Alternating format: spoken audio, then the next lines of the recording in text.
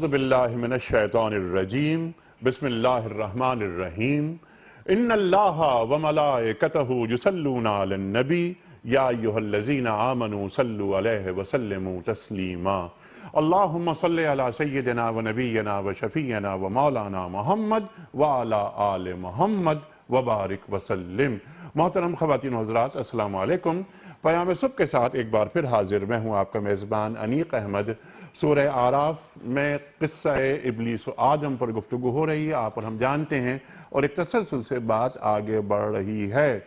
تجدید یادداشت کے لیے سجدہ کرنے سے منع کر دیا ابلیس نے آدم کو۔ اس کے بعد پوچھا گیا کہ وجہ کیا؟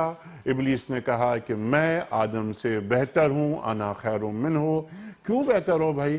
اس لیے کہ اے اللہ، تو نے مجھے آگ سے پیدا کیا، آدم کو مٹی سے۔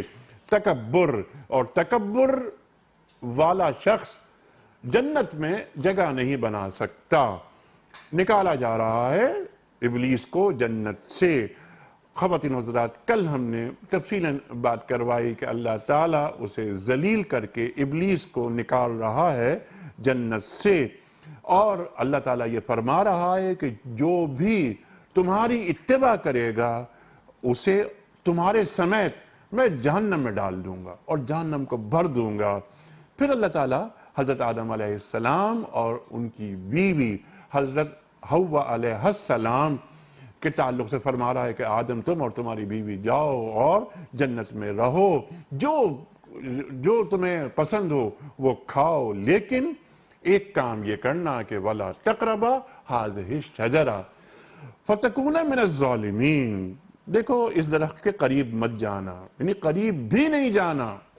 اگر تم جاؤ گے تو تم ظالموں میں شمار ہوگے۔ کل بہت ساری گفتگو اس تعلق سے ہو چکی، اب اسی بات کو آگے بڑھایا جا رہا ہے۔ آج کی آیات 20 اور 21 سورہ اعراف۔ اللہ تعالیٰ ارشاد فرما رہا ہے کہ پھر کیا ہوا کہ پھر شیطان نے وسوسہ ڈالا، آدم اور حوا کو بہکایا۔ پھر کیا ہوا؟ بہکانے کے بعد اس درخت کا پھل انہوں نے کھایا، اور ان کی جو شرمگاہیں تھیں ان کا اظہار ہوا۔ اللہ اکبر۔ اللہ تعالیٰ یہ فرما رہا ہے کہ اس نے کیا کیا، اس نے آدم کو وسوسے ڈالے اور ان کو سب خواب دکھائے، باتیں کی، اور اللہ تعالیٰ کا نام لے کر قسم کھائی کہ اللہ کیا چاہتا ہے؟ اللہ یہ چاہتا ہے کہ تمہیں اس درخت کے قریب جانے سے اس لیے روکا ہے کہ کہیں تم فرشتے نہ بن جاؤ۔ اب یہاں پر یہ سوال ہم یہ اٹھائیں گے کہ آدم علیہ السلام کو تو فرشتوں نے سجدہ کیا تھا، پھر شیطان یہ دلیل کیوں دے رہا ہے؟ ایک بات یہ۔ دوسری بات، بلکہ پہلا سوال یہ ہوگا کہ جب شیطان کو نکال دیا گیا جنت سے، پھر وہ آدم علیہ السلام کو کس طرح وسوسہ ڈالنے کے لیے پہنچ گیا؟ ایک سوال یہ بھی ذہن میں ابھرتا ہے۔ پھر آگے بات یہ آتی ہے کہ ہمیشگی، فرشتوں کو ہمیشگی حاصل ہے۔ ایک بات یہ بھی رکھی آدم علیہ السلام کے سامنے ابلیس نے کہ اس درخت کے پاس جانے سے کیا ہوگا کہ تمہیں ہمیشگی حاصل ہو جائے گی۔ اور آخری بات یہ کہ میں قسم کھا کر کہتا ہوں تم سے، اللہ کی قسم کھا کر کہتا ہوں کہ میں تمہارا خیر خواہ ہوں۔ اللہ اکبر۔ ایک سوال یہ بھی رکھیں گے اپنے علماء کے سامنے کہ جب بدی کو کوئی شخص پیش کرتا ہے تو وہ پہلے اپنی خیر خواہی ثابت کرتا ہے کہ دیکھو میں تمہارا خیر خواہ ہوں، ایسا سجا کر بنا کر پیش کرتا ہے بدی کو، تاکہ اس کی بدی آج کی زبان میں کوئی بائے کر لے۔ اللہ اکبر۔ خواتین و حضرات، دونوں معزز مہمان، آج سیکھیں گے ہم ان سے دو جید نام۔ ہمارے ملک کے کراچی میں تشریف فرما ہیں محترم ڈاکٹر محسن نقوی صاحب۔ ڈاکٹر صاحب، بڑا شکریہ آپ کا، آپ تشریف لائے۔ خواتین و حضرات، ڈاکٹر صاحب ممبر رہے اسلامی نظریاتی کونسل کے، کئی کتابوں کے مصنف، صاحب نگاہ محترم ڈاکٹر محسن نقوی صاحب، اور اسلام آباد میں تشریف فرما ہیں ہمارے ملک کا بہت معروف مقبول نام محترم مفتی سید عدنان کاکا خیل صاحب۔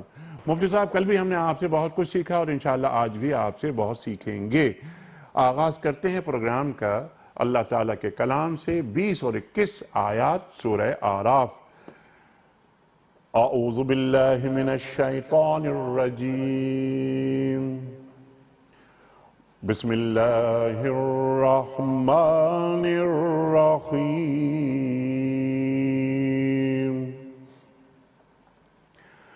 فوسوس لهما الشیطان لیبدی لهما ما وري عنهما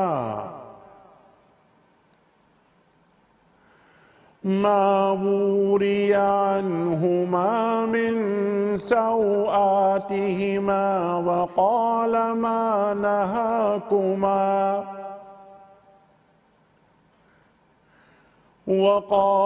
ما نهاكما ربكما عن هذه الشجرة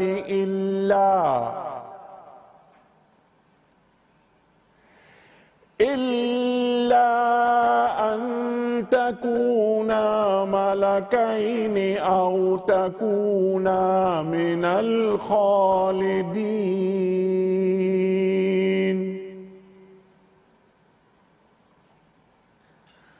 وقاسمهما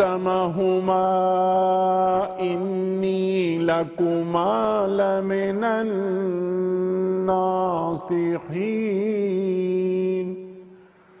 صدق اللہ العظیم۔ پھر شیطان نے ان کو بہکایا تاکہ ان کی شرمگاہیں جو ایک دوسرے سے چھپائی گئی تھیں ان کے سامنے کھول دے۔ اس نے ان سے کہا تمہارے رب نے تمہیں جو اس درخت سے روکا ہے اس کی وجہ اس کے سوا کچھ نہیں ہے کہ کہیں تم فرشتے نہ بن جاؤ یا تمہیں ہمیشگی کی زندگی حاصل نہ ہو جائے۔ اس نے قسم کھا کر ان سے کہا کہ میں تمہارا سچا خیر خواہ ہوں۔ صدق اللہ العظیم۔ خواتین و حضرات، مفتی سید عدنان کاکا خیل صاحب کی خدمت میں آج کے پروگرام کے حوالے سے پہلا سوال رکھنے سے قبل کل کے پوچھے گئے سوال کا درست جواب اور آج کا سوال آپ کی خدمت میں۔ کل کا سوال یہ تھا کہ قرآن کریم کے 30ویں پارے میں کل کتنی صورتیں ہیں؟ درست جواب 37۔ آج کا سوال نوٹ فرما لیجئے۔ غزوہ بدر میں کافروں کا سپہ سالار کون تھا؟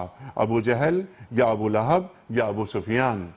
جو درست جواب آپ سمجھتے ہوں روانہ فرمائیے۔ ہمارے فون نمبرز ہیں 009221343000980۔ ہمارا دوسرا فون نمبر ہے 0092234527009۔ ہمارا ای میل ایڈریس ps@duniatv.tv۔ ہمارا SMS کا نمبر 3031۔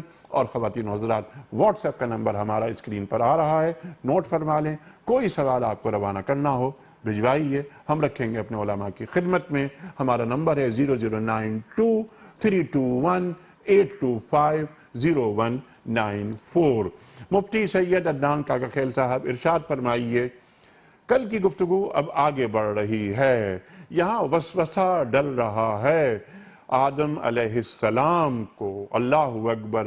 کس طرح وسوسہ ڈالنے کے لیے شیطان جو کہ جنت سے نکال دیا گیا تھا وہ آ جاتا ہے اور اپنی پرفریب باتوں میں مبتلا کر دیتا ہے آدم علیہ السلام کو اور حوا علیہ السلام کو۔ ارشاد فرمائیے۔ الحمدللہ رب العالمین والصلاة والسلام علی سید الانبیاء والمرسلین۔ جی کل الحمدللہ اس پر بڑی تفصیل کے ساتھ بات ہوئی تھی اور بات وہاں سے آگے بڑھ رہی ہے۔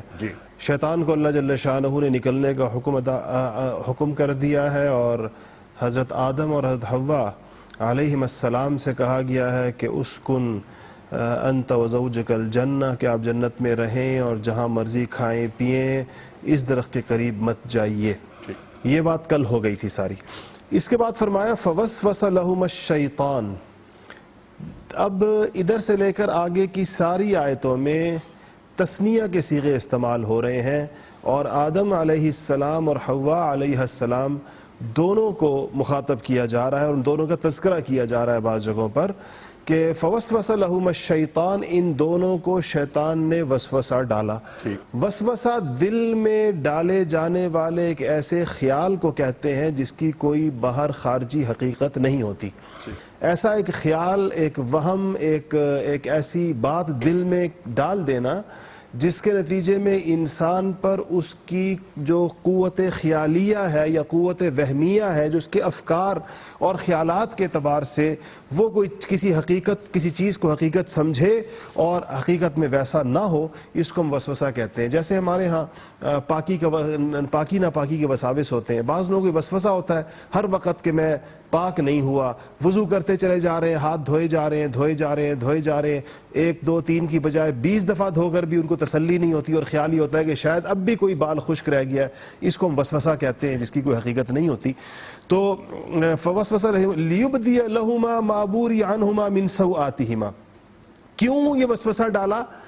تاکہ کھول دے ان پر وہ چیز کہ ان کی نظر سے پوشیدہ تھی ان کی شرمگاہوں سے، کہ ان کی شرمگاہوں سے جو چیزیں جو ان کی نگاہوں سے پوشیدہ تھی وہ کھل جائیں۔ یہ بڑی بظاہر پیچیدہ سی بات نظر آتی ہے، اس پر ہم تھوڑی سی بات کر لیتے ہیں کہ جب انہوں نے اور اگلی بات بھی پہلے میں پوری کر لوں کہ وقال ما نہاکما ربکما عن ہذہ الشجرہ، اور یہ کہا کہ تم کو اللہ تعالیٰ نے جو اس درخت سے روکا ہے وہ اس وجہ سے روکا ہے الا ان تکونا ملکین او تکونا من الخالدین، کہ اگر تم یہ درخت کھا لو گے تو تم فرشتے بن جاؤ گے اور تم ہمیشہ کے لیے زندگی پا جاؤ گے۔ تو اس تمہیں فرشتہ بننے سے روکنے کے لیے اور ہمیشگی کی زندگی سے روکنے کے لیے اس درخت سے تمہیں روکا گیا ہے۔ گویا اس درخت کی یہ خاصیت ہے جو کہ یقیناً اس کا جھوٹ تھا۔ اس پر یہ کہا گیا، یہاں یہ بات آتی ہے کہ یہ شرمگاہوں کا جو کھل جانا دونوں کی، اور بعد آگے جا کے آیت آئے گی تو اس میں آتا ہے دوسری جگہوں کے اوپر کہ وہ پھر بڑی سراسیمگی کے عالم میں جو ان کے ہاتھ لگا پتے اور جنت کے درختوں کے پتے وغیرہ، انہوں نے فوراً ان سے اپنے کپڑے بنانے کی کوشش کی۔ اس پر 2 چیزیں ہیں کہ یہ 2 آراء صرف میں ذکر کرنا چاہوں گا۔ اس پر مفسرین نے بہت کثرت کے ساتھ بہت سارے اقوال ذکر کیے ہیں۔ تو ایک تو یہ کہ بعض حضرات نے یہ کہا ہے کہ جو لباس تھا ان کا، آدم اور حوا کا جو لباس تھا، وہ آگے ایک لفظ آئے گا اگلی آیات کے اندر کہ وَلِبَاسُ التَّقْوَى ذَلِكَ مِنْ خَيْرٍ، تو لباس تقوی کا تو مطلب اعمال کے انوارات ہوتے ہیں، لیکن یہاں جو ان کا لباس تھا وہ بھی لباس تقوی کی ایک ظاہری اور محسوس ایک فزیکل اس کی شکل تھی۔ اب وہ لباس کی خاصیت یہ تھی کہ وہ چونکہ لباس تقوی ہے اور اس کی ظاہری شکل ہے، تو اگر وہ اس کی وجہ سے گویا ایک نورانیت کا ایک حالہ تھا ان کے گرد، لیکن جیسے ہی کوئی معمولی لغزش یا چوک ہو جائے تو اس لباس نے ہٹ جانا تھا، اس کی وجہ سے وہ اس کی خاصیت ہے۔ ایک تو یہ خیال ہے بعض مفسرین کا کہ وہ اس وجہ سے۔ دوسرا خیال ایک اور ہے، اور حضرت شاہ عبد القادر صاحب رحمۃ اللہ علیہ نے اس کو لکھا ہے اپنے ترجمے میں، شاہ ولی اللہ کے بہت مشہور صاحبزادے ہیں۔ انہوں نے کہا ہے کہ یہ خاصیت جو تھی یہ اس درخت کے اندر تھی، کہ اس درخت کا درخت جو تھا یہ اس باقی چیزیں تو جنت کی تھیں اور وہ جنت کے وہاں خوراک تھی، جنت کے لباس تھے، ہر چیز جنت کی تھی۔ اس درخت کے اندر کچھ لوازم بشریت تھے، کچھ اس کے اندر دنیا کے کچھ لوازمات ایسے تھے کہ وہاں پر مثلا آدم علیہ السلام اور حوا کا لباس کہتے ہیں کہ ہٹتا ہی نہیں تھا، کیونکہ ضرورت ہی نہیں پیش آتی تھی، جنت کا کھانا کھاتے تھے یا پھل کھاتے تھے، اس کی وجہ سے کسی قسم کی کوئی قضاء حاجت کی ضرورت پیش نہیں آتی تھی، کسی اور قسم کی چیزیں پیش نہیں آتی تھی، تو وہ لباس گویا کہ ہر وقت جسم پر رہتا تھا، اس کو ہٹانے کی ضرورت پیش نہیں آتی تھی۔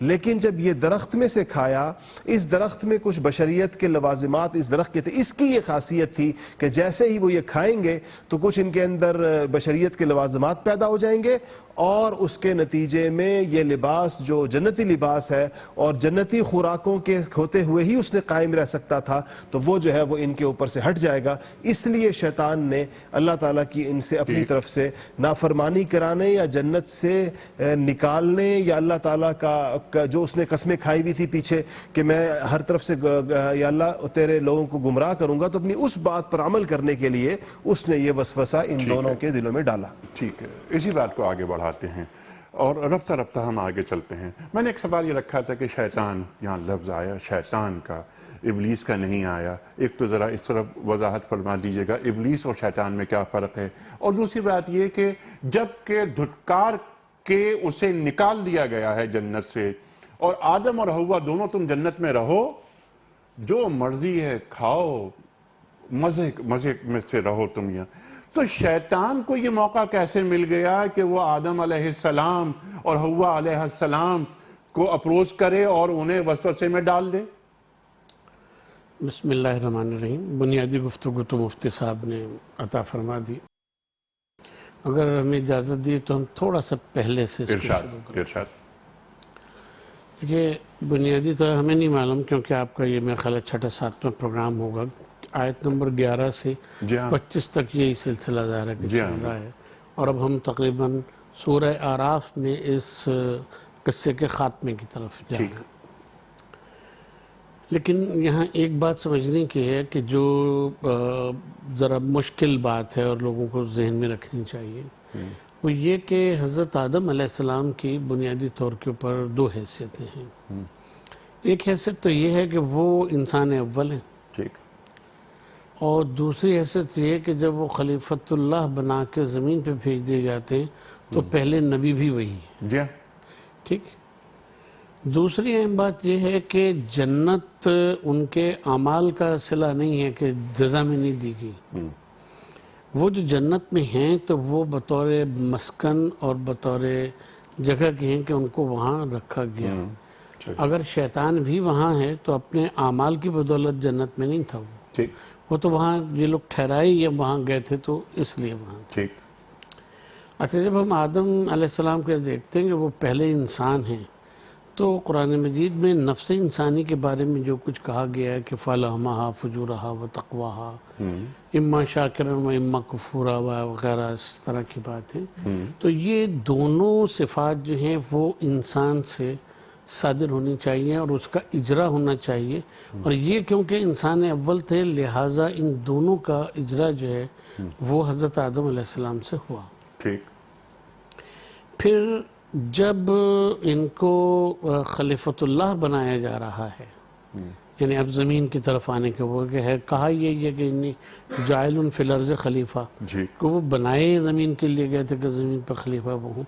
اس وقت ان کو علم آدم الاسماء کلھا، یعنی جس وقت انسان بنایا ہے اور آدم تخلیق کو انسان اول کے طور پر، اسی وقت ان کو علم آدم الاسماء کلھا والی منزل جو وہ نہیں آ گئی. اچھا، یہ بات کی منزل ہے کہ جب وہ زمین کے اوپر خلیفۃ اللہ بنا کر بھیجے گئے ہیں. اب اگر ہم اس بات کو اس طرح سے لیتے ہیں تو پھر جنت میں ترک اولا ہونا، اللہ تعالیٰ نے منع کیا تھا کہ لا تقرب هذه الشجرة، اس میں ترک اولا کا صدور. اگر یہ نہ ہو تو تقوی اور فجور جو انسانی زندگی اس میں رکھ دیے گئے تینت میں اور اس میں، ان دونوں کا صدور جو ہے وہ ساتھ ساتھ اس طرح سے نہیں ہو سکتا تھا، اور وہ ہونا ایک ہی آدمی سے اور ایک ہی کپل سے تھا. لہٰذا جنت میں بطور مسکنت ترک اولا کا صدور جو ہے وہ گناہ میں یا حرام میں نہیں آتا، بلکہ وہ طینت انسانی میں جو چیز رکھی گئی تھی فطرت انسانی میں، وہ تقوی اور فجور دونوں کا ظہور تھا کہ جو جنت میں ساتھ ساتھ آدم علیہ السلام سے ہو رہا تھا. اچھا، اب ہم اس آیہ مبارکہ پہ آتے ہیں. اس آیہ مبارکہ کا عموماً ترجمہ یہی کیا گیا ہے کہ وَوَسْوَسَ لَهُمَا، کہ ان کے دل میں وسوسہ ڈالا. ہمارا خیال ہے کہ اس کا یہ ترجمہ نہیں ہونا چاہیے. بہی معنی کہ وسوسہ کے جو فعل ہے وہ لازم ہے، متعدی نہیں ہے. اس کا جو لام کے ساتھ اس کا تعدیہ کیا گیا ہے، وہ اگر ہم وسوسہ دل میں ڈالنے والی بات کو رکھیں تو وہ جو ہے اس کا پھر تعدیہ نہیں ہونا چاہیے. بغیر لام کے یہ یہاں اس طرح سے صرف ہونا چاہیے کہ اس میں اس کا فعل متعدی نہ ہو جائے، کیونکہ عربی میں یہ فعل متعدی نہیں ہے. قرآن مجید میں وسوسہ الیہ کا الہ کے ساتھ بھی آیا ہے، سورہ طٰہٰ میں ہے جیسا، اور یہاں پہ لام کے ساتھ آیا ہے.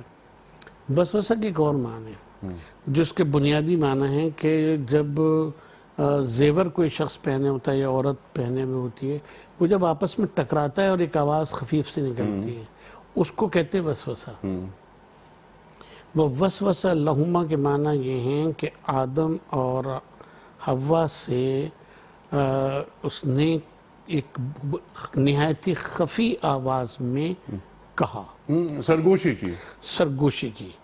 وسوسہ ڈالنا تو یہ ہے کہ مثلا ہم بیٹھے ہوئے ہیں اور ہمیں ایک دم سے وسوسہ ہو کہ یہ مثلا لائٹ نہ گر جائے یا کچھ اور برا خیال جو ہے وہ دل میں آ جائے. یہ نہیں. لا یہاں جو آیا ہے وہ اس لیے ہے کہ اس نے بذات خود کہا، اس سے کہا. ٹھیک ہے. اور یہ بات بتائی کہ یہ جو تمہیں منع کیا گیا ہے یہ شجرہ کھانے سے اور اس کے قریب جانے سے، تو وہ اس لیے منع کیا گیا ہے کہ تم کہیں ملک نہ بن جاؤ یا ہمیشہ زندہ رہنے والوں میں سے نہ بن جاؤ. اچھا، بیچ میں جو یہ بات آئی ہے کہ لیبدیا والی بات ہے، یہاں بھی اصل میں لام کو سمجھنے کی ضرورت ہے. یہ جو لام ہے یہ لام سببیت بھی ہو سکتا ہے، لام غایت بھی ہو سکتا ہے. ہمارا خیال ہے یہ یہاں پہ ان مفسرین کی رائے زیادہ بہتر جس کو لام غایت سمجھتے ہیں. یعنی اس کا تعلق اس سے ہے کہ وسوسہ تو اس نے ڈالا اور کوئی بات اس نے کہی، لیکن ہوا یہ اس سے کہ وہ چیزیں، اچھا اب بدع کے معنی صرف ظاہر ہونے کے نہیں ہیں. ٹھیک ہے. ما بدا فی قلب کا، جو تمہارے دل میں آئے، جیسے عربی میں ہم لوگ کہتے ہیں. اس کے معنی یہ ہیں کہ ان کو یہ، یعنی ایسا نہیں ہے کہ ان کی شرمگاہیں ان کے اوپر مخفی تھی اور ان کو نہیں پتا تھا کہ ہمارے یہ اعضاء بھی ہیں، بلکہ ان کی جو مخفی قوتیں تھیں ان اعضاء کی، ان کا اظہار جو تھا وہ ان سے شروع ہوا جب انہیں یہ تمیز آ گئی اس وسوسے کے منزل میں. تو ایسا نہیں ہے کہ اعضاء نہیں تھے اور وہ اعضاء سے واقف نہیں تھے، ظاہر ان کے اعضاء تھے تو ان سے ہر عضو سے واقف بھی تھے. تو ان میں جو جن اعضاء کی طرف اشارہ کیا جاتا ہے، شرمگاہیں یا پوشیدہ اعضاء، تو ان میں جو قوت فعلی اور انفعالی اللہ تبارک و تعالیٰ نے رکھا ہے، اس کا اظہار جو تھا وہ ہونے لگا. اور وہ کیونکہ باعث غیرت اور عار ہے، لہٰذا اس مقام کے اوپر یہ بات کہی گئی کہ یعنی یہ چیز ان سے ظاہر ہو گئی. اور جیسا 23ویں آیت میں جا کے 23ویں آیت میں آتا ہے کہ وہ اپنے کو ڈھانپنے لگے اور اپنے کو وہ کرنے لگے. تو یہاں سواتہما اور یہ ساری جو چیزیں ہیں یہ بنیادی طور پہ انسان کی ان قوتوں کی طرف کے ظاہر ہونے کی طرف اشارہ. شیطان نے نہیں ظاہر کی وہ، اچھا وہ چیزیں شیطان نے نہیں ظاہر کی کہ ان کو نظر آنے لگی، لیکن جب ان میں یہ شعور پیدا ہو گیا اس بات کی وجہ سے اور اس کی وجہ سے، تو پھر ان کو وہ ہوا کہ یہ قوتیں جو ہیں وہ انسان میں بیدار ہونی چاہیے. لیکن آپ یہ فرما رہے ہیں کہ اس کی وجہ شیطان نہیں بنا. اس کی وجہ یعنی یوں شیطان نہیں بنا ہے کہ ہم یہ کہیں کہ اس کا فاعل شیطان ہے، بلکہ ہے یہ کہ جو ان سے بات کی اور وہ جس طرح سے کہا وہ کیا، تو اس کے نتیجے میں اس طرح سے وجہ بنا نا. نہیں، وجہ تو ان کا شعور بنا، وجہ شعور بنا. ان کا اس کی وجہ جو ہے وہ ان کا شعور بنا کہ ان کو نیکی میں اور بدی میں، اچھائی میں برائی میں اعضاء کے استعمال کا جو شعور ہے وہ جو ان کو ملا، اس سے ان کو ہوا کہ یہ جو بات ہے یہ تو چھپانے والی بات ہے. ٹھیک ہے مفتی صاحب، یہی سوال میں آپ کی خدمت میں رکھتا ہوں کہ ڈاکٹر صاحب فرما رہے ہیں کہ نہیں، شیطان وجہ نہیں بنا، شعور وجہ بنا. تو یہاں قرآن کریم جو فرما رہا ہے کہ فَوَسْوَسَ لَهُمَا الشَّيْطَانُ لِيُبْدِيَ لَهُمَا مَا أُورِيَ، یہاں پر جو شیطان نے وسوسہ ڈالا، اس کو سرگوشی کہیں یا بہت ہی خفیف سی آواز میں کوئی بات کہیں، یا اندر فَأَلْهَمَهَا فُجُورَهَا وَتَقْوَاهَا کی طرف بھی آپ نے اشارہ فرمایا ہے. اس کو ذرا آسانی ذرا ناظرین کو ہمیں ذرا فراہم کر دیجئے کہ بنیادی نقطہ کیا ہے جو اللہ تعالیٰ ہمیں سمجھا رہا ہے. ارشاد. جی، یہ فوسوسہ کا ترجمہ اچھا خوبصورت ترجمہ فرمایا ڈاکٹر صاحب نے. میرے سامنے بھی جو بعض تراجم آئے اس میں تھا کہ پھر بہکایا ان کو شیطان نے. تو بہکانے کی صورت کیا تھی؟ تو ایک صورت تو یہ جو لفظی تفصیل بیان فرمائی ڈاکٹر صاحب نے عربیت کی کہ اس میں اس کے بجائے اس کے کہ وہ وہم اور خیال کی شکل میں ان کے دل میں جا کر وہ کوئی بات اٹھی یا ان سے کہی اس نے، تو بہکائے کے لفظ کے اندر یہ دونوں گنجائشیں موجود ہیں، اور کہ اس سے یہ بات اس نے ان سے مکالمہ ہوا، اس کا گفتگو ہوئی، یا کسی طریقے سے اس نے ان کے دل میں اس بات کو القاء کیا، ڈالا ان کے دل میں. تو جو دو میں نے خیالات عرض کیے تھے میں انہی کو دہراؤں گا، اور ایک تیسرا ڈاکٹر صاحب نے فرمایا کہ ایک تو یہ کہ شیطان کہ یہ جب درخت کھانے کا یا تو طبعی اثر تھا، نیچرل اس کا نتیجہ تھا کہ ان کی جس کے نتیجے میں ان پر اپنی شرمگاہیں منکشف ہوئیں. منکشف ہونے کا مطلب یہ ہے کہ اس کے سطر کی پہلی صورت تھی وہ صورت برقرار نہیں رہی. اب وہ سطر کی پہلی صورت کی حالت کیا تھی اس پر میں نے عرض کیا کہ لوگوں نے اس کو، مفسرین نے لکھا ہے کہ یہ لباس التقوی کی ایک ظاہری اور فزیکل صورت تھی، اور چونکہ بہرحال یہ جو درخت کا کھانا تھا یہ ایک لغزش تھی، ایک چوک تھی، اور یہ ایک غفلت یا بھول ہوئی تھی، تو اس بھول کا یہ نتیجہ مرتب ہوا. اب بعض حضرات یہ کہتے ہیں کہ یہ اس بھول کا نتیجہ ہے، اور بعض یہ کہتے ہیں کہ اکل شجرہ کا، درخت کھانے کا طبعی نتیجہ تھا. شیطان کو پتا تھا، ان حضرات کو پتا نہیں تھا کہ نتیجہ مرتب ہوگا. ٹھیک ہے، شیطان کو پتا تھا. یعنی شیطان کا بنیادی جو لاہے عمل ہے وہ یہ کہ کسی طرح یہ جو شرمگاہیں ہیں یا جو بے ستری ہے اس کا اظہار ہو جائے. تو کہ شیطان پہلے یہ چاہتا ہے کہ انسان اس عمل سے گزر جائے. اللہ جل شانہ کی نافرمانی اس کا بنیادی مقصد تھا کہ کسی طریقے سے آدم علیہ السلام پر جو واحد پابندی تھی جنت کے اندر، وَلَا تَقْرَبَ هَٰذِهِ شجرہ، باقی تو ساری کھلی چھوٹ تھی کہ کھائیے اور پیجیے اور جہاں مرضی رہیے اور جہاں مرضی کھائیے، اور اہلیہ صحابہ بھی ساتھ تھیں. تو جو واحد پابندی تھی، شیطان اس پابندی پر آدم علیہ السلام کو قائم نہیں رکھنا چاہتا تھا، اس لیے وسوسہ ڈالا. لیکن اس میں ایک چیز اور بڑی اہم ہے، اس کے نتیجے میں نتیجہ کیا مرتب ہوا؟ اس بھول یا چوک یا اس کے نتیجے میں آدم علیہ السلام دنیا میں تشریف لے آئے. اور ہم پہلے سورہ بقرہ سے اس کو پڑھتے چلے آ رہے ہیں کہ ان کی جو دنیا میں اللہ جل شانہ نے جو پیدائش کے وقت جو ارادہ فرمایا تھا وہ، اور جس کا اظہار فرمایا تھا ارادے کا، وہ یہ تھا کہ انی جاعل فی الارض خلیفہ. فی الارض کا لفظ ہے، اس کا مطلب ہے کہ ان کا زمین پر آنا تو طے تھا، اور وہ جو خلافت کے مقاصد تھے وہ تبھی حاصل ہو سکتے تھے جب وہ زمین پر ہوں. جنت میں تو وہ جنت تو جگہ ہی اس کی ہے، انعام کی ہے. میں آپ ہی کی بات سے آگے بڑھا رہا ہوں، بلکہ جو آپ نے بات فرمائی تو بعض مفسرین تو یہاں تک لکھتے ہیں کہ آدم کو زمین پر بھیجنے سے قبل اللہ نے جنت میں اس لیے رکھا کہ تم دیکھو اب زمین پر جب جاؤ گے تو تمہیں زمین کو جنت بنانا ہے. لیکن ابھی ہم اس منزل پہ نہیں آ رہے. میرا سمپل سوال آپ کی خدمت میں یہ ہے کہ شیطان کا جو یہ عمل ہوا اور جس کے نتیجے میں آدم علیہ السلام اور حوا علیہ السلام نے وہ درخت کھایا یا اس درخت کا پھل کھایا، شیطان کا مطمع نظر کیا تھا؟ اللہ تعالیٰ کی نافرمانی انسان کے ذریعے کروانا یا انسان کی شرمگاہوں کو ان پر ظاہر کر دینا؟ نہیں، ظاہر بات ہے کہ اللہ تعالیٰ کی نافرمانی کروانا مقصود تھا کہ اکل شجرہ سے منع کیا گیا ہے، اور اس سے یہ جب اکل شجرہ یعنی درخت کھا لیں گے تو گویا کہ اللہ تعالیٰ کا حکم ٹوٹ جائے گا. پھر اس حکم ٹوٹنے کے خود بخود کچھ اثرات تھے جو مرتب ہونے تھے.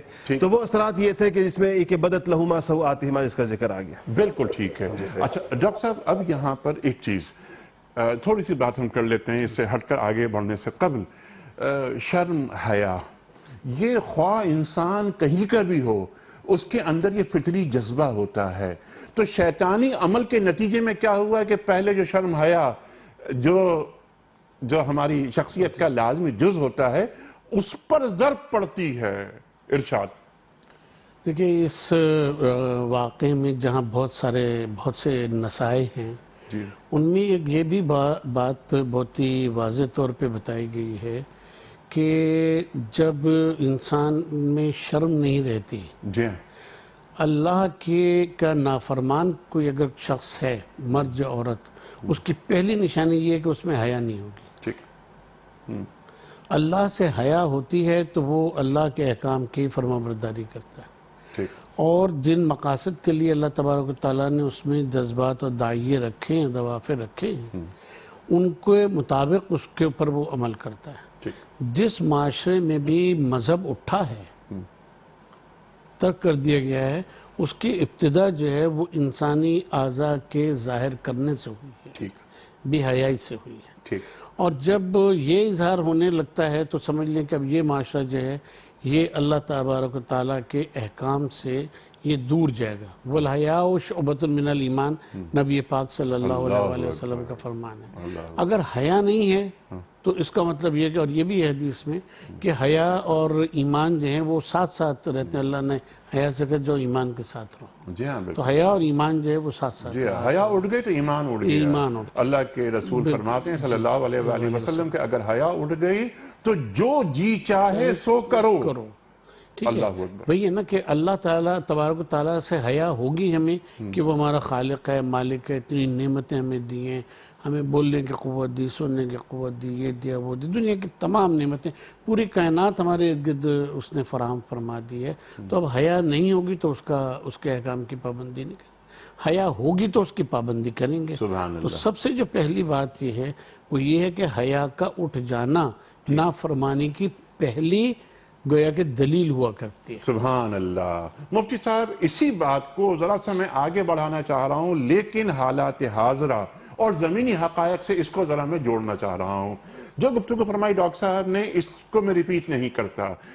میرا سوال سمپل سا یہ ہے کہ شیطان وسوسہ ڈالتا ہے اور شیطان کی کسی بات پر، اس کی شیطان کی خواہش پر عمل کرنے کے نتیجے میں کم از کم یہ تو ہوتا ہے کہ حیا اٹھ جاتی ہے اور شرمگاہیں ان کا اظہار ہو جاتا ہے.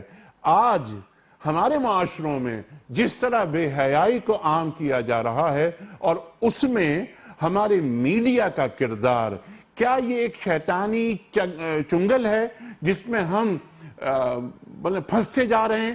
ارشاد. بالکل درست آپ نے فرمایا. اور قرآن پاک میں ایک اور جگہ کے اوپر شیطان کا جو وساوس ہیں، جو شیطان جس چیز سے انسان کو ڈراتا ہے، اس میں یہ ہے کہ ایک بھوک کا ذکر ہے اور دوسرا عریانی اور فحاشی کا، فواحش کا ذکر ہے. اور رسول اللہ صلی اللہ علیہ وسلم نے بھی جن دو چیزوں کے بعد، جن دو شہوات سے اگر کوئی آدمی آپ بچنے کی ضمانت دے دے تو اس کے لیے جنت کی ضمانت کا ذکر فرمایا. تو وہ بھی ایک پیٹ ہے اور ایک شرمگاہ ہے. یہ دو بڑی اہم ترین چیزیں ہیں. یعنی اس کو آپ کہہ سکتے ہیں کہ مورل کرپشن اور فائنینشل کرپشن. کسی بھی معاشرے میں جب کسی معاشرے کو برباد کیا جاتا ہے، کسی معاشرے کو تباہ کیا جاتا ہے، تو یہ دو چیزیں اس میں آتی ہیں. ایک یہ کہ اخلاقیات کا پورا باب بند ہو جاتا ہے، بے حیائی عام ہو جاتی ہے اور حیا کے پیمانے ختم ہو جاتے ہیں اور کسی قسم کی پابندی باقی نہیں رہتی. پورے معاشرے میں اباحیت آ جاتی ہے، رشتوں کا تقدس پامال ہو جاتا ہے اور کسی شریف انسان کی عزت کی کوئی ضمانت نہیں رہتی ہے. یہ ایک مورل کرپٹ معاشرہ وجود کے اندر آتا ہے جب یہ پابندیاں جو انسان کی فطرت میں اللہ جل شانہ نے حیا کا ایک مادہ رکھا ہے. یہ دیکھیں آدم علیہ السلام اور حوا کے قصے میں کہ اب یہ دونوں، حالانکہ ابھی کوئی شریعت نہیں آئی ان کے پاس، کوئی کتاب نہیں آئی ان کے پاس، ابھی یہ دنیا میں نہیں اترے ہیں، جنت میں رہ رہے ہیں، لیکن جیسے ہی ان کے لباس اترتے ہیں تو دونوں کی کیفیت کیا ہوتی ہے؟ تفقا یخصفان علیہما من ورق الجنہ، کہ وہ فوراً جنت کے پتوں سے اپنے آپ کو ڈھانپنا شروع کر دیتے ہیں. یہ فطرت انسانی، انسان کی فطرت کی پکار ہے کہ اس کو وہ اپنا جسم ڈھانپا ہوا دیکھنا چاہتا ہے. اور چونکہ صنف لطیف کو اللہ جل شانہ کی قدرت کا اور توجہ کا زیادہ مرکز ہے، اس لیے اس کے ڈھانپنے کے اعضاء بھی زیادہ ہیں اور اسی طرح مردوں کے بھی. تو یہ انسانی فطرت ہے. اگر ہم اپنے معاشرے کو اس فطرت سے ہٹا کر کسی دوسری طرف لے کر جائیں گے تو اس کے نتیجے میں جو غیر فطری چیزیں ہیں وہ دیکھنے میں آئیں گی اور آج ہمارے سامنے اس کے مناظر آ رہے ہیں. اور اسی کے ساتھ جڑی ہوئی پھر جس طرح یہ فحاشی کی ایک شہوت ہے، ایسی بطن کی یعنی پیٹ کی شہوت کا ذکر آتا ہے کہ کھانے پینے کی ہوس کا اور اس کے نتیجے میں ہر قسم کے حلال اور حرام کی پرواہ کو چھوڑ دینے کا، اس کے نتیجے میں رشوت اور کرپشن کے کلچر کے عام ہونے کا. تو یہ دونوں چیزیں آپس میں جڑی ہوئی ہیں. حرام کھانے سے انسان کے اندر بے حیائی پیدا ہوتی ہے اور بے حیائی کے ارتکاب کرنے سے حرام کی خواہشات پیدا ہوتی ہیں. تو یہ دونوں ایک دوسرے کے ساتھ جڑی ہوئی چیزیں ہیں. ٹھیک ہے. اچھا مفتی صاحب میں چاہتا ہوں آپ ہی اس بات کو آگے بڑھائیے کہ ہمارے معاشروں میں جیسے ابھی آپ نے ذکر کیا صنف لطیف کا، صنف نازک کا، ہم یہ دیکھتے ہیں کہ ہمارے معاشرے میں خاص طور پہ ہمارے میڈیا نے عورت کو ایک پروڈکٹ بنا دیا اور وہ کسی بھی چیز میں کسی بھی طریقے سے بس عورت کو باہر نکالا جائے، اس کو ہورڈنگ کی زینت بنایا جائے، اسے اشتہارات میں لایا جائے، اور جس طرح کے ڈرامے سامنے آ رہے ہیں، اور آپ نے بھی ایک لفظ استعمال کیا ہے رشتوں کا تقدس، وہ پامال ہو رہا ہے۔ آج ان ڈراموں میں دیور اور بھابھی، کیا مقدس رشتہ، ان کے مابین افیئر چلا دیا۔ شوہر، یعنی اس کو ہم کہہ دیتے ہیں ایکسٹرا میریٹل افیئرز، شادی شدہ مرد، شادی شدہ عورت، شادی کے باوجود کسی اور جگہ ان کا افیئر چل رہا ہے، اور یہ ڈرامے ہماری سوسائٹی میں، ہماری ریاست میں دکھائے جا رہے ہیں۔ کہاں گئی ہماری وہ اقدار جو ایک حیادار معاشرے کی بنیاد ہوتی ہیں؟ کیا یہ ضروری ہے کہ ہورڈنگز پر پورے پاکستان میں پروڈکٹ کے ساتھ ایک عورت کی بھی تصویر لگا دی جائے، یا وہ کھڑی ہوئی ہے، بیٹھی ہوئی ہے، یا لیٹی ہوئی ہے وہ اس ہورڈنگ میں؟ اس کو کوئی دیکھنے والا نہیں ہے۔ اور کیا ایسا ہونا چاہیے اسلامی جمہوریہ پاکستان میں؟ بالکل درست فرمایا کہ انتہائی ایک شرمناک رویہ ہمارے سامنے آیا ہے پیسے کی دوڑ میں، اور آپ نے تو جو ذکر کیا اس سے بھی زیادہ ستم بالائے ستم یہ ہے کہ اب مذہبی پروگراموں میں بھی کسی ایک بے پردہ خاتون کا تمام زیب و زینت کے ساتھ بیٹھا ہوا ہونا اس کے لیے بڑا ضروری خیال کیا جاتا ہے۔ یعنی پروگرام میں قرآن کی بات ہوگی یا حدیث کی بات ہوگی یا رمضان ٹرانسمیشنز جس طریقے کے ساتھ ہوئیں ہمارے ہاں پچھلے کئی سالوں میں، اور اس میں جو تماشے، اس کے اندر جس قسم کی ہڑبونگ اور جس قسم کی فضا، یا جو مارننگ شوز میں صبح صبح اٹھ کر جو ہم اپنے گھر کی خواتین کو جو کچھ دکھا رہے ہیں، یا صبح کے اوقات میں جو چیز، یہ تو اللہ جل شانہ جزائے خیر دے آپ کو کہ یہ صبح صبح قرآن پاک لے کر گھروں میں کھل جاتا ہے اس کی برکت سے، ورنہ یہ وقت گزرنے کے بعد جو کچھ ہوتا ہے حقیقت یہ ہے، کوئی بالکل دل پر ہاتھ رکھ کر بتائے کہ ہم سکرین پر جو کچھ دکھا رہے ہیں، جو ہڑبونگ پنا دکھا رہے ہیں، جو ہلڑ بازی دکھا رہے ہیں، کیا ہمارے گھروں میں پاکستانی معاشرے کی کوئی ہم عکاسی کر رہے ہیں؟ کیا ہمارے گھروں میں ایسے ہوتا ہے؟ کہاں ہوتا ہے اس طرح؟ کون سے وہ گھر ہیں جہاں پر یہ فضا ہوتی ہے؟ اور اگر کوئی 1.005% ایسے کوئی گھر ہیں بھی، تو کیا اس 1% یا 0.5% گھروں کے ماحول کو 99% لوگوں کے اوپر بالجبر مسلط کرنے کا کس نے اختیار دیا ہے؟ اور یہ کیسے اخلاقی روایت ہو سکتی ہے؟ یقیناً ہمارے یہاں اس حوالے سے انتہائی کوتاہی کا اور ایک بہت بڑی بھیانک غلطی کا ارتکاب ہو رہا ہے۔ اس پر ہمارے مقتدر حلقوں کو، ہمارے ہاں جو ریگولیٹری اتھارٹیز ہیں، ہماری عدلیہ کو، ہمارے نظام کو، ہماری حکومتوں کو اس پر نوٹس لینا چاہیے۔ پاکستانی معاشرت کو برباد کرنے کی ان کوششوں کا سدباب ہونا چاہیے۔ اس سے پہلے کہ میں ڈاکٹر محسن نقوی صاحب کی خدمت میں اگلا سوال رکھوں، مفتی صاحب میں ایک چھوٹی سی بات اور کہنا چاہ رہا ہوں، بلکہ پوچھنا چاہ رہا ہوں آپ سے، اور وہی سوال میں رکھوں گا آپ کی خدمت میں، کیونکہ بنیادی موضوع ہمارا ہے حیا اور حیادار معاشرہ۔ میں نے ایک بات یہ عرض کی تھی کہ جیسے ہورڈنگز ہیں، جیسے ہمارے میڈیا کی کوئی بھی شکل ہو، ہم یہ دیکھتے ہیں کہ سڑک پر ڈرائیو کر رہا ہے کوئی شخص، اس کے سامنے ہورڈنگز آ رہی ہیں۔ اللہ بھلا کرے سپریم کورٹ کا، انہوں نے بڑا اچھا ایک ڈیسیشن لیا، اور وہ نظر بھی آئیں، ان کی اس کے اثرات بھی نظر آئے ہماری سڑکوں پر۔ لیکن کیا یہ ضروری ہے کہ ایک مینوفیکچرر اپنی پروڈکٹ کو ایک عورت کی سپورٹ کے ساتھ ہی اسے فروخت کرے؟ اگر اسے ہورڈنگ بھی لگانی ہے، اشتہار بنانا ہے، تو کیا یہ کام کسی اب میں کیا عرض کروں کہ ایک تھرکتی مٹکتی ایک خاتون کو لائے بغیر نہیں ہو سکتا؟ یہ ہورڈنگز میں پروڈکٹ ہوں، خواتین اس میں سے ہٹ جائیں تو کیسا ہے؟ آپ کی رائے؟ یہ خواتین کی اور خاتون کا جو رشتہ ہے، جو بھی ہم آدم و حوا کے تناظر میں کل بھی جس پہ گفتگو کی، یہ اس کی توہین ہے۔ ایک خاتون کو ایک ایسی پروڈکٹ بنانا کہ اس کے ذریعے سے آپ ٹوتھ پیسٹ بیچیں، اس کے ذریعے سے آپ اپنے کپڑے بیچیں، اس کے جسم کی نمائش کرا کر، اس کے جسم کے مختلف حصے نمایاں کر کے، اس کے بعد آپ چند پیسے کمائیں، یہ کس قدر گھٹیا پن ہے۔ اور خواتین کے تقدس کے اور ان کی جو عزت ہمارے دلوں میں ہے، جو ان کے لیے جو اس کے احکامات ہیں ان کو دیکھ کر احتراماً اور حیا کے طور پر آنکھیں جھکانے کا حکم ہے، ان کے لیے ان کو اس طریقے کے ساتھ پیش کرنا، اور گویا کہ جس طرح ایک مال بکنے کے لیے بکاؤ مال کی شکل میں ان کو ہورڈنگز کے اوپر، اور ان کو آپ نے وہ رسوا کن اور شرمناک اشتہارات بھی دیکھے ہوں گے جس میں اخبارات کے پورے صفحے پر خاتون کو الٹا لٹا دیا گیا اور اس کے ذریعے سے آپ جو ہے وہ اپنی مارکیٹنگ کر رہے ہیں. تو یہ تو بالکل جو بنیادی انسانی حقوق کہلاتے ہیں یہ اس کے خلاف ہے. یہ تو اس معاشرے میں جب لونڈی اور غلام کا تصور ہوا کرتا تھا تو شاید وہاں پر کسی لونڈی ایک مال سمجھی جاتی تھی، تو وہاں پر تو شاید ان چیزوں کا تصور ہو سکتا تھا. آج جبکہ خواتین آزاد ہیں اور وہ اپنے اشتہار کی بات کی مفتی صاحب، ایک تو یہ کہ وہ پروڈیوسر جو یہ مینوفیکچرر جو یہ کام کر رہا ہے، دوسری بات ہے کہ اس اخبار کو بھی یعنی اس کے لیے بھی یہ بس کیا کہوں میں کہ اس کو بھی سلام ہے اس اخبار کو، کہ ان اخبارات کو کہ جن اخبارات میں فرنٹ پیج پر وہ عورت وہ اوندھی لٹا دی گئی، اور اس اخبار نے کیونکہ اسپیس پوری ہو رہی ہے، جگہ بک رہی ہے تو بیچ دو. بات ارشاد. دیکھیں اس میں جو ہم نے آدم اور حوا کے بارے میں ابتدائی ایک بات کہی تھی، یہ وسوسہ لہما میں، تو یہ انسان اول یعنی انسان کے دل میں وسوسہ ڈالا جا رہا ہے. موجودہ دور میں انسان کے دل میں یہ وسوسہ گویا کہ ڈال دیا شیطان نے کہ آزادی نسواں جس کو کہتے ہیں. جی ہاں. اس کا ذکر کرنے سے پہلے کیونکہ تفصیل سے آپ نے بھی مفتی صاحب نے اس پہ بات کی، ابھی ہم ایک سروے پڑھ رہے تھے کچھ دن پہلے کہ سوشل میڈیا پہ جتنی مختلف اپلیکیشنز پہ ڈی پیز جن کو کہتے ہیں لگی ہوئی ہیں، ان میں 80% وہ ڈی پیز ہیں کہ جو خواتین کی ہیں اور ان میں عریانیت ہے. اللہ اکبر. 50% سے 90 اور 99% تک ان میں عریانیت ہے.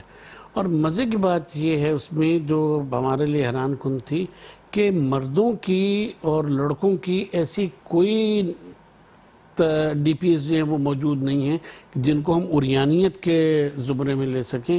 جتنی بھی ہیں وہ سب میں وہ نیکر وغیرہ جو ہے وہ پہنے ہوئے، کیونکہ اسلام جیسے جو مفتی صاحب نے فرمایا کہ یہ عورت کی توہین ہے، جی اسلام اور اس توہین میں عورت خود شامل نہیں ہے. وہی بات ہم عرض کرنے جا رہے ہیں کہ اصل بات یہ ہے کہ یہ جو ہیں مینوفیکچرر ہیں، ایڈورٹائزرز ہیں، یہ ہیں وہ ہیں، ان کا تو اپنا جو بھی کہنا چاہیے کہ شیطنت ان کے دماغ میں ہے. لیکن یہ کہ خود عورت کو کیا ہو گیا ہے، خود عورت کو کیا ہو گیا ہے کہ وہ اپنی عزت اور اپنا احترام اور جو اس کی جس کو عرض کہتے ہیں، جو اس کی عفت کہتے ہیں، اس کو نیلام کرنے کے اوپر اور اس کو کرنے کے اوپر کیوں تلی ہوئی ہے. اگر عورت کو اس بات کا شعور حاصل ہو جائے کہ نہیں میں یہ کام جو ہے یہ میرے شایان شان نہیں ہے، میں اللہ تبارک و تعالیٰ کے مخلوق ہوں، میں اللہ کی کریچر ہوں، اور اللہ نے جس طرح سے انسان میں مردوں میں اپنی روح پھونکی اور اس سے میں چلتا پھرتا انسان بولتا ہو گیا، ویسے عورت بھی تو اللہ تعالیٰ کی مخلوق ہے نا، اس میں بھی وہ روح جو ہے اللہ تبارک و تعالیٰ کی وہ موجود ہے جس کی وجہ سے وہ زندہ ہے. تو یہ اگر اس کو خود اپنی قدر و قیمت معلوم ہو جائے تو پھر یہ لاکھ کوشش کرے، کروڑوں روپے دے کے کوشش کریں یہ کرنے کی، تو نہ ہورڈنگز پہ آئے گی، نہ اخبارات میں آئے گی، کسی میں بھی عورت اس طرح سے نہیں ہو سکے گی. لیکن جب خود ہی اپنی قدر و قیمت کھو کے اس کو نظر انداز کر کے خود اپنے کو کیچڑ میں اور غلاظت میں گرائیں گے، ایک تو ذمہ داری عورت کی خود ہے، اور اس کے ساتھ ساتھ جو جس طرح مفتی صاحب نے فرمایا کہ جو مقتدر قوتیں ہیں ہمارے پاس، یہ ریاست یہ ایک ریاست ہے، کچھ لوگ ہیں جو اس کے نگہبانی کرتے ہیں، تو ان کی بھی ذمہ داریوں میں یہ بات شامل ہے کہ وہ کنٹرول کریں، مانیٹر کریں. ہاں بنیادی جو انسانی قدریں ہیں ان کو کنٹرول کرنا، ان کی وائلیشن کو کنٹرول کرنا. لیکن یہ اس میں سب سے بڑا جو پارٹ پلے کرے گی جو چیز وہ یہ کہ عورت کو خود اپنی قدر و قیمت کا اندازہ ہو اور وہ سمجھے کہ میری عزت اور میری عفت جو ہے وہ کس قدر قیمتی ہے. سبحان اللہ. مفتی صاحب کنکلوڈ فرما دیجئے آپ، اور یہاں پر جو اگلا ایک جو موضوع تھا میں چاہتا ہوں وہ بھی گفتگو میں آ جائے کہ الا ان تکونا ملکین. شیطان یہ وسوسہ ڈال رہا ہے کہ تمہیں اس درخت کے پاس جانے سے اس لیے روکا کہ کہیں تم فرشتہ نہ بن جاؤ. فرشتہ تو سلام کر رہا ہے، سجدہ کر رہا ہے آدم علیہ السلام کو، تو وہ فرشتہ کیوں بننا چاہیں گے؟ ارشاد۔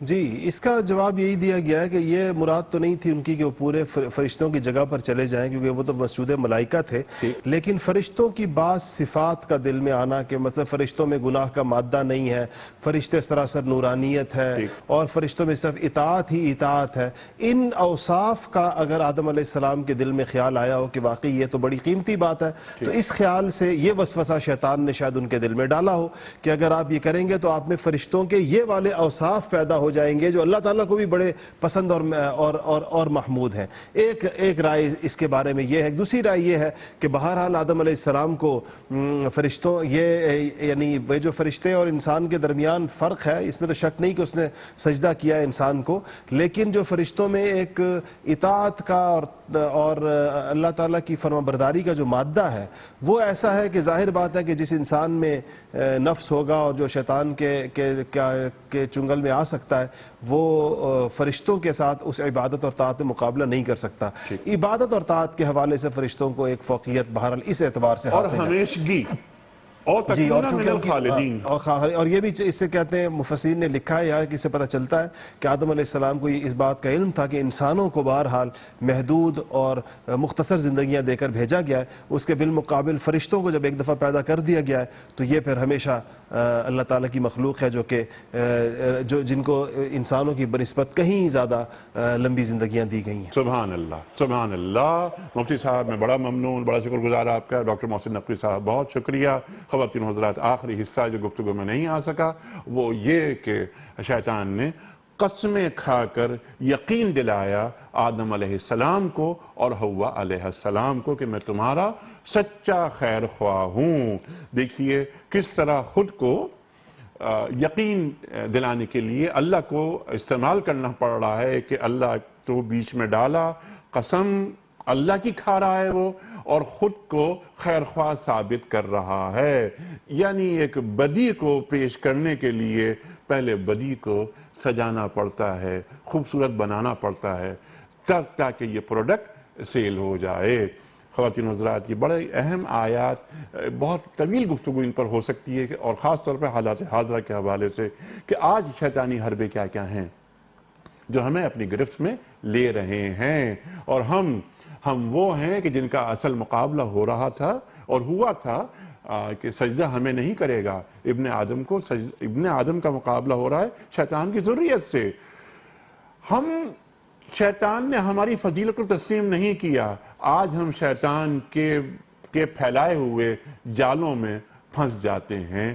اس پر غور کرنے کی ضرورت ہے۔ دونوں حضرات کا بہت شکریہ۔ خواتین حضرات، کل کے پوچھے گئے سوال کا درست جواب اور آج کا سوال، کل کا سوال یہ تھا کہ قرآن کریم کے 30ویں پارے میں کل کتنی سورتیں ہیں؟ درست جواب 37۔ اور آج کا سوال نوٹ فرما لیجئے، غزوہ بدر میں کافروں کا سپہ سالار کون تھا؟ ابو جہل یا ابو لہب یا ابو سفیان؟ جو درست جواب آپ سمجھتے ہیں اور روانہ فرمائیے۔ ہمارے فون نمبرز ہیں 00922 343 00980 یا 00922 345 27009۔ ہمارا ای میل ایڈریس ہے ps@dunyatv.tv۔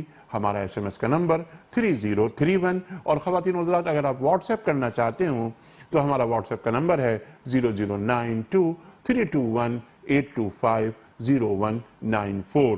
وقت ہے قرآن دازی کا۔ ڈاکٹر محسن نقوی صاحب ایک پرچی نکال کر اعلان فرمائیں گے کہ آج کے ونر کون ہیں جن کی خدمت میں ہم کو اس کا صحیح جواب بتانے کے صلے میں کتابوں کا تحفہ پیش کر رہے ہیں۔ یہ عمران سعید صاحب ہیں قصور سے۔ عمران سعید صاحب قصور سے، آپ کو بہت مبارک ہو۔ اختتام ہوتا ہے پیام صبح کا روزانہ ایک قول پر، اور وہ قول ہوتا ہے صاحب نہج البلاغہ امیر المومنین حضرت علی مرتضیٰ کرم اللہ وجہہ کا۔ آپ فرماتے ہیں کہ اللہ کے بندوں پر جبر کرنے سے بچ، کیونکہ ہر جبر کرنے والے کو اللہ کچل دیتا ہے۔ اللہ کے بندوں پر جبر کرنے سے بچ، کیونکہ ہر جبر کرنے والے کو اللہ کچل دیتا ہے۔ اللہ اکبر۔ کل تک کے لیے اپنے میزبان انیق احمد کو اجازت۔ خدا حافظ۔